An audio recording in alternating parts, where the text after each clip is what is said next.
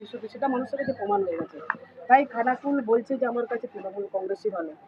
খানাকুলের মানুষ বলছে আর নয় দুই, এবারে শুধু তৃণমূল তৃণমূল তৃণমূল, খানাকুলটাই তৃণমূল তৃণমূল তৃণমূল।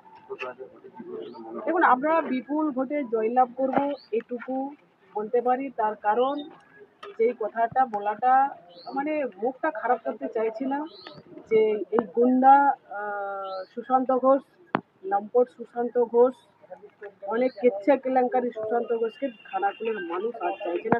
খানাকুলের মাটি ঘণ্টেশ্বরের মাটি, খানাকুলের মাটি রাজা রামমোহনের মাটি। এই মাটিকে আর অপবিত্র করতে দেবে না ওই লম্পটটার দ্বারা, এটুকু পরিষ্কার। আপনি তো প্রচারে আসছেন, কেমন কি সাড়া পাচ্ছেন?